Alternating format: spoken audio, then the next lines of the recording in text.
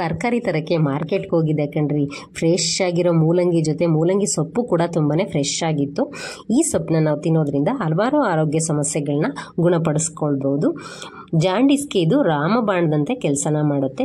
Immunity booster ಆಗಿ ಕೂಡ ಕೆಲಸ ಮಾಡುತ್ತೆ. ಡಯಾಬಿಟಿಸ್ನ ಕಂಟ್ರೋಲ್ ಮಾಡುತ್ತೆ.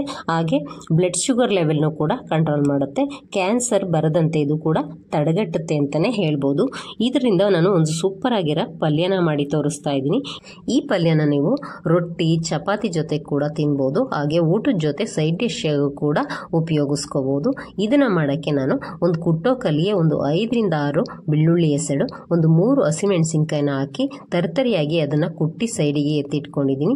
ನೀವು ಈ ರೀತಿ ಕುಟ್ಟೋ ಕಲ್ಲಿಲ್ಲ ಅಂದರೆ ಮಿಕ್ಸಿ ಜಾರ್ಗೆ ಕೂಡ ಹಾಕ್ಕೊಂಡು ಈ ರೀತಿ ತರ್ತರಿಯಾಗಿ ಪೇಸ್ಟ್ ಮಾಡಿ ಇಟ್ಕೊಳ್ಬೋದು. ನಂತರ ಒಂದು ಪ್ಯಾನ್ ಇಟ್ಕೊಂಡು ಅದಕ್ಕೆ 2 ಟೇಬಲ್ ಸ್ಪೂನ್ ಅಷ್ಟು ಎಣ್ಣೆನ ಹಾಕ್ಕೊಂಡಿದ್ದೀನಿ. ಎಣ್ಣೆ ಸ್ವಲ್ಪ ಬಿಸಿಯಾದ ನಂತರ 1 ಸ್ಪೂನಷ್ಟು ಹೆಸರುಬೇಳೆ, ಅರ್ಧ ಸ್ಪೂನಷ್ಟು ಉದ್ದಿನಬೇಳೆ, ಅರ್ಧ ಸ್ಪೂನಷ್ಟು ಸಾಸಿವೆ, ಅರ್ಧ ಸ್ಪೂನಷ್ಟು ಜೀರಿಗೆನ ಹಾಕ್ಕೊಂಡು ಈ ರೀತಿ ಸ್ವಲ್ಪ ಕಲರ್ ಬರೋವರೆಗೂ ನಾನು ಫ್ರೈ ಮಾಡ್ಕೊಳ್ತಾ ಇದ್ದೀನಿ. ಈಗ ನೋಡಿ, ಹೆಸರುಬೇಳೆ ಮತ್ತು ಉದ್ದಿನಬೇಳೆ ಸ್ವಲ್ಪ ಕಲರ್ ಚೇಂಜ್ ಆದ ನಂತರ ಅದಕ್ಕೆ 1 ದಪ್ಪ ಈರುಳ್ಳಿನ ಈ ರೀತಿ ಚಿಕ್ಕದಾಗಿ ಕಟ್ ಮಾಡಿಕೊಂಡು ಹಾಕ್ಕೊಂಡಿದ್ದೀನಿ. ನಂತರ ಸ್ವಲ್ಪ ಕರಿಬೇವಿನ ಸೊಪ್ಪನ್ನು ಕೂಡ ಹಾಕಿ ಈ ರೀತಿ ಮಿಕ್ಸ್ ಮಾಡ್ಕೊಳ್ತಾ ಸಣ್ಣ ಊರಿನಲ್ಲೇ ಫ್ರೈ ಮಾಡ್ಕೊಳ್ತಾ ಇದ್ದೀನಿ. ಈರುಳ್ಳಿ ಸ್ವಲ್ಪ ಟ್ರಾನ್ಸ್ಪರೆಂಟ್ ಆಗಬೇಕು, ಅಲ್ಲಿವರೆಗೂ ಫ್ರೈ ಮಾಡಿಕೊಂಡ್ರೆ ಸಾಕಾಗುತ್ತೆ. ಈಗ ನೋಡಿ, ಸ್ವಲ್ಪ ಪ್ರಮಾಣದಲ್ಲಿ ಈರುಳ್ಳಿ ಟ್ರಾನ್ಸ್ಪರೆಂಟ್ ಆಗಿದೆ, ಅಂದರೆ ಸ್ವಲ್ಪ ಬೆಂದಿದೆ. ಈ ಹಂತದಲ್ಲಿ ಇದಕ್ಕೆ ನಾನು ಮೊದಲೇ ಪೇಸ್ಟ್ ಮಾಡಿಟ್ಕೊಂಡಿದ್ದೆ ನೋಡಿ, ಬೆಳ್ಳುಳ್ಳಿ ಮತ್ತು ಹಸಿಮೆಣಸಿನ್ಕಾಯಿದು, ಅದನ್ನು ಹಾಕ್ಕೊಂಡು ಸಣ್ಣ ಊರಿನಲ್ಲೇ ಇದನ್ನು ಕೂಡ ಈ ರೀತಿ ಮಿಕ್ಸ್ ಮಾಡ್ಕೊಳ್ತಾ ಫ್ರೈ ಮಾಡ್ಕೊಳ್ತಾ ಇದ್ದೀನಿ. ಬೆಳ್ಳುಳ್ಳಿ ಮತ್ತು ಹಸಿಮೆಣಸಿನ್ಕಾಯಿನಲ್ಲಿರ್ತಕ್ಕಂತಹ ಹಸಿ ವಾಸನೆ ಹೋಗೋವರೆಗೂ ಫ್ರೈ ಮಾಡಿಕೊಂಡ್ರೆ ಸಾಕಾಗುತ್ತೆ. ಇವಾಗ ನೋಡಿ, ಚೆನ್ನಾಗಿ ಅದು ಫ್ರೈ ಆಗಿದೆ. ಇದರಲ್ಲಿ ಹೆಚ್ಚಾಗಿ ಫೈಬರ್ ಅಂಶ ಇರೋದ್ರಿಂದ ವೆಯ್ಟ್ ಲಾಸ್ ಮಾಡಬೇಕು ಅಂತಿರೋರು ನಿಮ್ಮ ಫುಡ್ಡಲ್ಲಿ ಆ್ಯಡ್ ಮಾಡ್ಕೊಳ್ಬೋದು. ಹಾಗೆ ಇದು ಹಾರ್ಟ್ ಹೆಲ್ತ್ನು ಕೂಡ ಇಂಪ್ರೂವ್ನ ಮಾಡುತ್ತೆ. ಈಗ ಇದಕ್ಕೆ ನಾನು ಚೆನ್ನಾಗಿ ತೊಳೆದು ಕಟ್ ಮಾಡಿ ಇಟ್ಕೊಂಡಿರ್ತಕ್ಕಂತಹ ಮೂಲಂಗಿ ಸೊಪ್ಪನ್ನ ದಂಟು ಸಮೇತನೇ ಈ ರೀತಿ ಕಟ್ ಮಾಡಿ ಇಟ್ಕೊಂಡಿದ್ದೆ, ಅದನ್ನು ಹಾಕ್ಕೊಳ್ತಾ ಇದ್ದೀನಿ ನೀರನ್ನೆಲ್ಲ ಬಸ್ತು. ಈಗ ಮೂಲಂಗಿ ಸೊಪ್ಪನ್ನ ಹಾಕಿದ ನಂತರ ಚೆನ್ನಾಗಿ ಒಂದು ಸತಿ ಮಿಕ್ಸ್ ಮಾಡಿಕೊಳ್ಬೇಕು ಈ ರೀತಿಯಾಗಿ.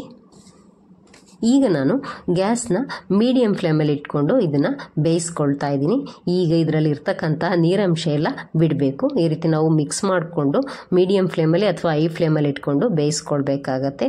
ಈ ರೀತಿ ಮಿಕ್ಸ್ ಮಾಡ್ಕೊಳ್ತಾನೆ ನಾವು ಬೇಯಿಸೋದ್ರಿಂದ ಅದು ಎಲ್ಲ ಕಡೆ ನೀಟಾಗಿ ಬೇಯುತ್ತೆ. ಈಗ ಇದನ್ನು ನೋಡಿ, ಚೆನ್ನಾಗಿ ಸ್ವಲ್ಪ ಬೆಂದ ನಂತರ ಅದು ಕಡಿಮೆ ಆಗಿದೆ ಈ ರೀತಿಯಾಗಿ. ಈಗ ಇದನ್ನು ಸುಮಾರಾಗಿ ಒಂದು 5 ರಿಂದ 6 ನಿಮಿಷಗಳ ಕಾಲ ಈ ರೀತಿ ಮಿಕ್ಸ್ ಮಾಡ್ಕೊಳ್ತಾನೆ ಬೇಯಿಸ್ಕೊಳ್ಬೇಕು.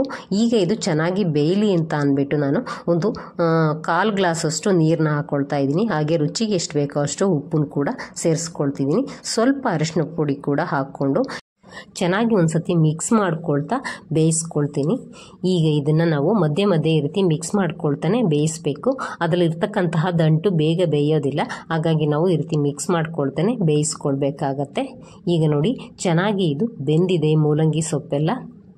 ಇದುವರೆಗೂ ವಿಡಿಯೋ ನೋಡಿದರೆ ರೆಸಿಪಿ ಇಷ್ಟ ಆದರೆ ಒಂದು ಲೈಕ್ ಕೊಡೋದನ್ನು ಮರಿಬೇಡಿ. ಹಾಗೆ ಸಬ್ಸ್ಕ್ರೈಬ್ ಕೂಡ ಮಾಡ್ಕೊಳ್ಳಿ. ಬೆಲ್ ಐಕಾನ್ನ ಒತ್ತಿ ಆಲ್ ಆಪ್ಷನ್ನ ಸೆಲೆಕ್ಟ್ ಮಾಡ್ಕೊಳ್ಳಿ. ಆಗ ನಾವು ಆಗ್ತಕ್ಕಂತಹ ಎಲ್ಲ ರೆಸಿಪಿಗಳನ್ನ ನೀವೇ ಮೊದಲು ನೋಡ್ಬೋದು.